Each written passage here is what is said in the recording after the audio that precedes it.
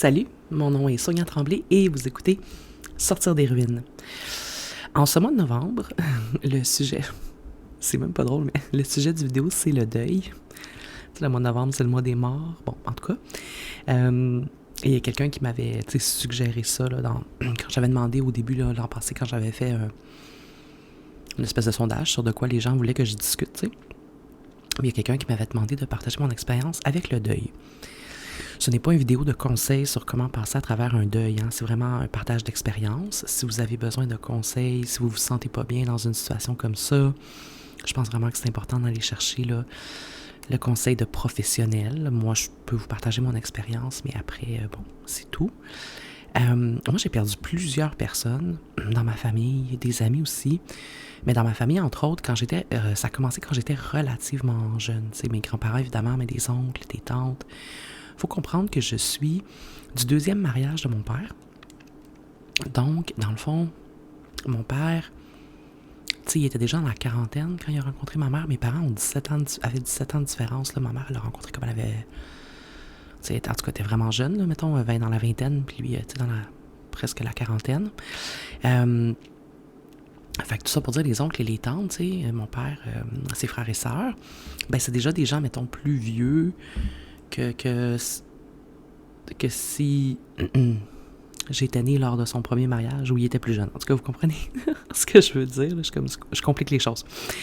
Tout ça pour dire donc que j'ai vécu plusieurs décès, entre autres à cause de ça, et aussi à cause du fait que dans la famille de mon père, justement, les gens sont morts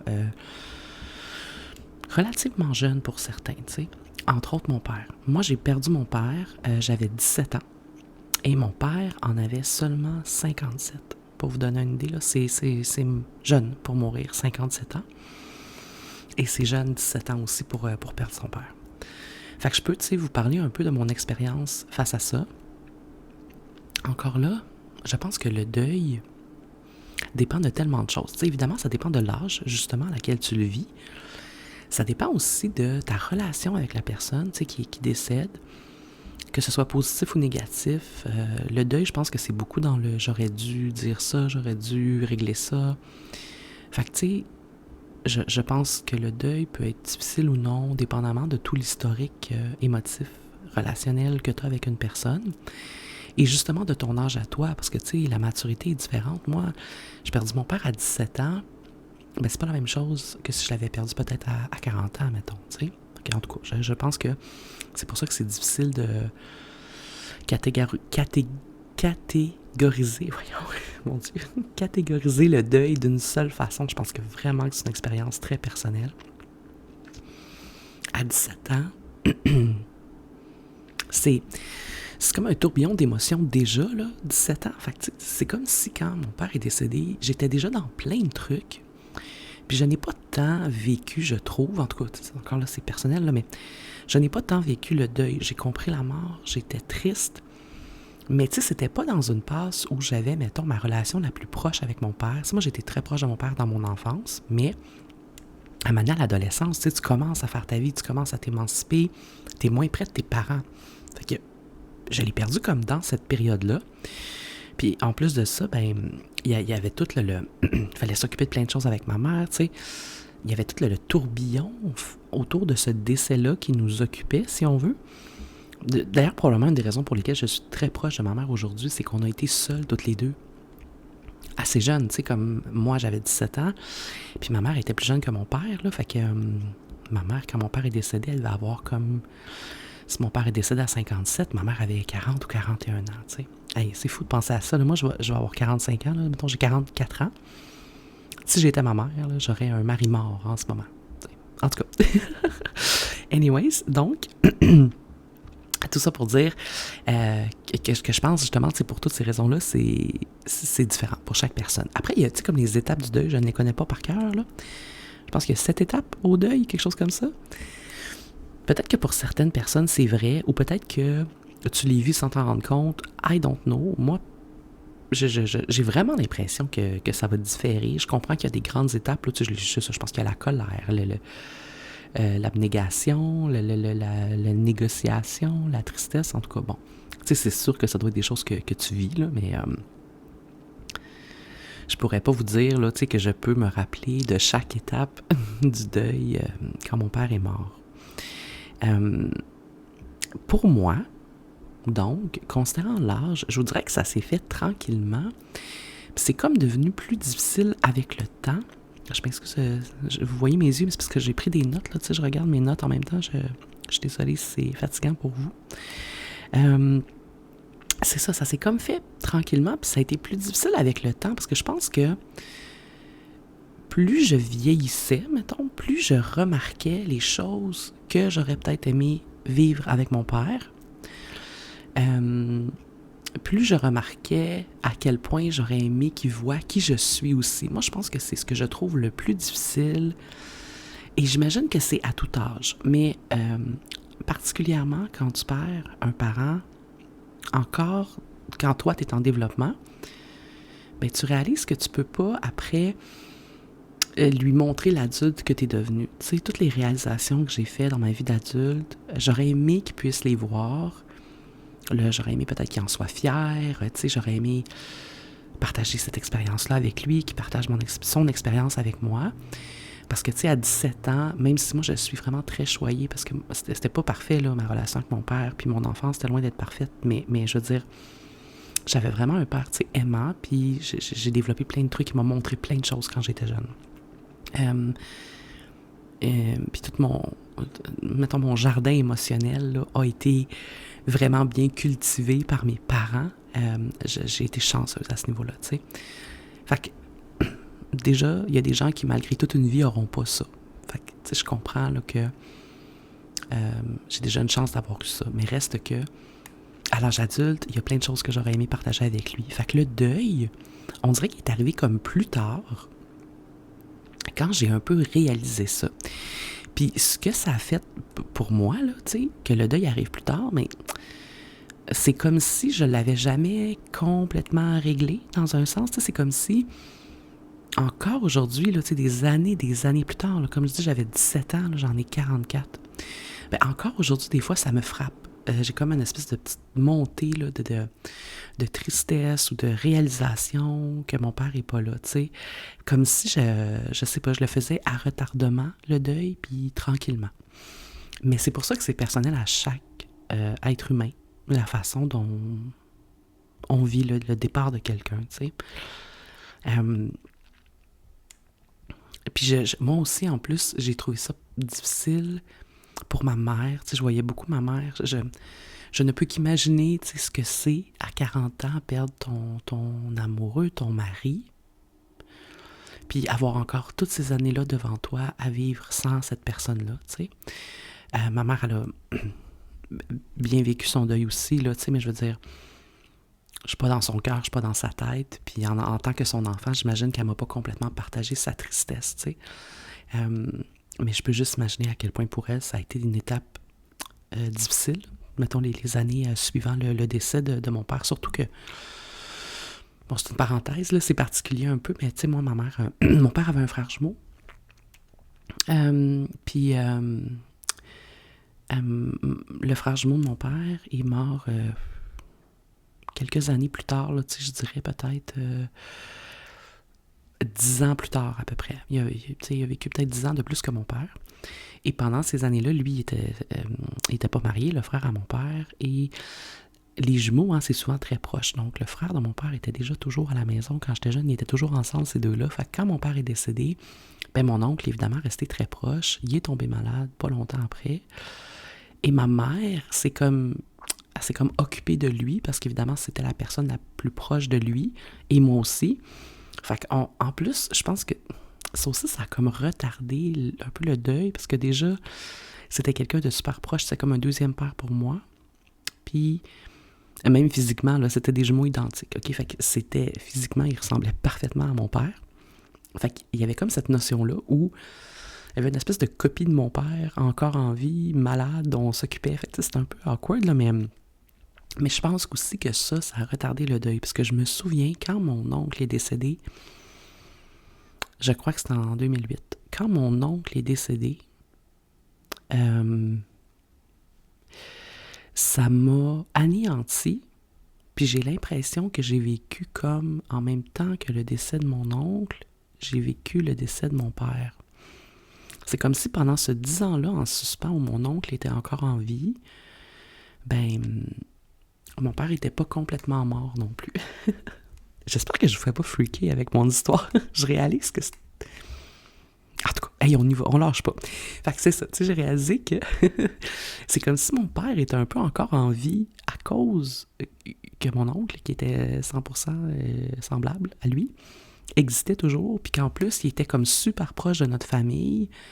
Je le voyais presque tous les jours. Fait que, tu sais, en tout cas, ça a comme un peu, je pense, brouillé les cartes aussi au niveau de mon deuil. Puis peut-être que c'est bon, là, tu sais, comme je vous dis, moi, je juge pas si c'est bon, si c'est mauvais. Suis-je traumatisée par l'événement? Je ne sais pas.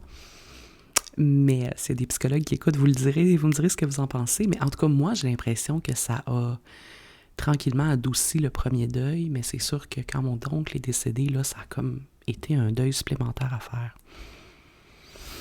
Fait que je ne pourrais pas vous dire, là, est-ce que c'est positif ou pas. Qu'est-ce que j'ai pris d'autre dans mes notes? Ouais, là, je parle de la peine, ben, c'est ça, tu sais, je pense que la peine se vit différemment, mais je pense qu'éventuellement, avec le temps, puis ça, tout le monde le dit, puis moi aussi, là, je trouve que c'est vrai, le temps, ça enlève pas la tristesse, mais ça amène une espèce de nostalgie quand même positive. Évidemment, si on a des bons souvenirs avec la personne qui est décédée, ça amène quand même une espèce de nostalgie où c'est le fun de se rappeler des bons souvenirs. Tu peux te concentrer un peu plus là-dessus. Tu sais, quand quelqu'un a marqué ta vie, là, c'est le fun de partager ça avec les autres, puis en parler. Moi et ma mère, on parle souvent de mon père, de ce qu'il aimait faire, des choses qui nous avaient fait le plus rire, tu sais, des événements marquants dans nos vies. Fait que, je pense que ça aide aussi à adoucir le manque, à adoucir la perte. Puis après, j'imagine que ça dépend également des croyances de chaque personne. Encore là, moi, je suis une zone sans jugement. Là, chaque personne fait comme elle est bien. Je pense qu'il y a plein de façons de vivre sa vie. T'sais. Moi, personnellement, je ne suis pas une personne qui est religieuse. Je ne crois pas en Dieu. Dieu, le démon, là, l'espèce de truc un peu biblique. Là, je crois pas à ça. Mais ça m'empêche pas d'être une personne spirituelle. Puis ça m'empêche pas d'aimer imaginer que les gens qui décèdent veillent sur nous dans un sens. En tout cas, ça me fait du bien des fois de penser à ça. Est-ce que j'y crois foncièrement? Je vais vous dire, peut-être pas tant. Là, je pense plus que quand on meurt, on s'arrête. Là, puis peut-être que notre âme continue à errer. Là, peut-être que cette espèce d'énergie-là, l'énergie vitale qui est en nous peut continuer d'exister, un peu comme des manifestations même de maisons hantées ou de fantômes. Je ne suis pas non plus contre l'idée d'une espèce d'énergie qui existe encore. Mais de là à dire que c'est la personne en soi, avec toute sa mémoire physique, qui est là, qui nous regarde assis sur un nuage, c'est peut-être moins ma croyance. Mais c'est pas grave. Tu sais, en bout de ligne, là, tout le monde a des croyances qui les font aider à avancer dans la vie puis qui les outillent pour les pires moments. Moi, je pense que c'est entre autres pour ça que la religion est aussi comme importante chez certaines personnes, comme la spiritualité est importante chez d'autres personnes. Tu sais, c'est pas je veux pas insulter personne ou offenser les gens, mais je veux dire, la ligne est mince entre une croyance religieuse puis une croyance spirituelle, dans le sens où on a tous besoin peut-être de se reporter un peu à quelque chose de plus grand que nous, tu sais. Voilà, ça sera tout là-dessus. Fait que c'est ça, aujourd'hui j'ai du plaisir, tu sais, à me rappeler tous les souvenirs et le temps que j'ai passé avec mon père. Ça m'aide aussi justement dans le deuil. Adolescente, j'étais moins proche, comme je disais en début de vidéo, mais tu sais, quand j'étais plus jeune, moi, mon père, il aimait ça, faire des trucs artistiques beaucoup, là. Il peignait, faisait différents bricolages, il faisait en tout cas plein d'affaires, là, tu sais, de la sculpture, le nombre d'affaires qu'il faisait. Puis moi, je suis très artistique aussi, et j'ai tenu ça beaucoup de lui. Quand j'étais jeune, j'ai passé plein de beaux moments où il m'apprenait à peindre, il m'apprenait à faire des trucs. Il m'a appris à parler anglais quand j'étais petite. Fait que, tu sais, même si je l'ai perdu jeune, comme je disais, j'ai la chance d'avoir plein de beaux souvenirs auxquels me rattacher quand même. Quand je pense à lui, c'est là-dessus que je me concentre le plus. Puis c'est ça, fait que ça permet à la tristesse de un peu laisser la place à cette belle nostalgie-là. Après, le rappel du décès, c'est toujours des dates plus difficiles. Je pense que tout le monde qui vit des deuils est un peu là-dedans, là, tu sais, quand la date de décès arrive. Moi, parfois, je vais aller au cimetière avec ma mère. Mon père il est enterré. Mon père... Ouais, je vous raconte l'histoire, ça n'a pas vraiment d'allure, mais en fait, c'est que mon père, il était incinéré, puis nous, on n'avait pas beaucoup d'argent là, quand j'étais jeune. Fait qu'on n'a pas pu l'enterrer nécessairement. C'était trop cher, les cimetières, ça charge des prix de fou, hein. Fait qu'on a gardé ses cendres pendant un bout à la maison, puis après ça, quand ma mère a été prête, on a été vider ses cendres dans une plante là, qu'on a mis sur la tombe de sa mère à lui. Fait que dans le fond, on sait il est où par la tombe de sa mère, mettons. Fait que voilà, tu sais, à la date de décès, souvent on va faire un tour au cimetière. Ça nous permet de voir pas mal de monde de la famille qui sont comme tous dans le même coin au cimetière, dont mon père.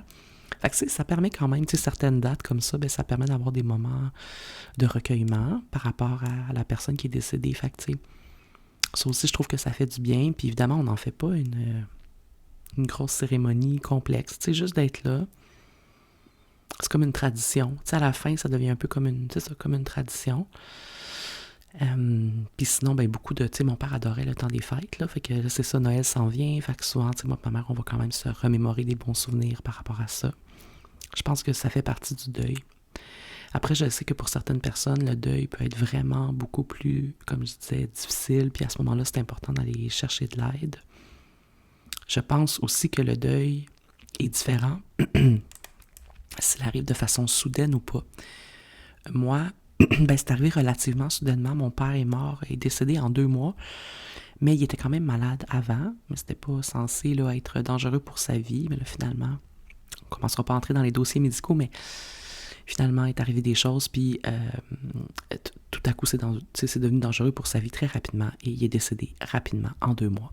Mais reste que, on avait quand même un petit moment pour se faire à l'idée. Je pense que ça aussi, ça fait un deuil différent que quelqu'un qui perd une personne sans crier gare, là, tu sais, quelqu'un qui va décéder dans un accident ou un enfant, tu sais, qui va, bon. La raison aussi du décès, tu sais, je pense que c'est différent si c'est suite à un acte violent ou pas. Je pense que tout ça, ça englobe également la façon dont tu vas gérer ton deuil. Mais je pense que ça part beaucoup de soi. Faut, tu sais, c'est comme... Tu sais, on dit le laisser aller, là, faut les choses qu'on ne peut pas contrôler, le décès de quelqu'un, ça en fait partie, malheureusement. Mais je pense aussi qu'il ne faut pas mettre de délai sur la peine. Ça peut durer toute une vie. Tu sais, je pense pas que la peine s'en va. Je pense que la peine va durer tout le temps. Mais elle va s'atténuer, puis elle va faire place à d'autres choses. Fait que, tu sais, les gens qui disent « tu devrais en être revenu » ou, tu sais, c'est tough, tu sais, parce que moi, je pense que chaque personne est différente, puis qu'elle va le vivre différemment. Fait que, sans donner de conseils là-dessus, je te dirais que tu n'as pas besoin de te comparer à quelqu'un si tu vis un deuil. Je pense que c'est par rapport à toi-même. Mais évidemment, faut s'ouvrir aux autres et en parler. Je pense que ça, dans n'importe quelle situation difficile, le fait de s'entourer, de parler avec les gens autour de nous, ça fait du bien. Si tu sens pas que tu as des gens de confiance, c'est sûr que tu peux même juste écrire tes émotions ou aller vers un professionnel si jamais t'en ressens le besoin. Il n'y a pas de honte à ça. On devrait tous aller chercher les outils dont on a besoin pour aller mieux. Parce que la vie est rough, là. Fait que on n'est pas obligé d'en rajouter, tu sais. Fait que voilà. C'était une vidéo un peu awkward, je trouve, parler de ça. C'est pas quelque chose dont je parle super souvent, mais moi, vous me demandez d'en parler, là, j'en parle. Fait que voilà. Merci énormément d'avoir été à l'écoute de cet épisode. Je sais pas, on est rendu quoi, l'épisode 9 peut-être de la saison 2. Évidemment, là, on va faire le mois de novembre, une partie du mois de décembre. Après ça, je vais peut-être prendre une petite pause pour les fêtes avant de revenir à la saison 3, mais on n'en est pas là, on est en début novembre. Donc, mon nom est Sonia Tremblay. Merci beaucoup d'avoir écouté Sortir des ruines.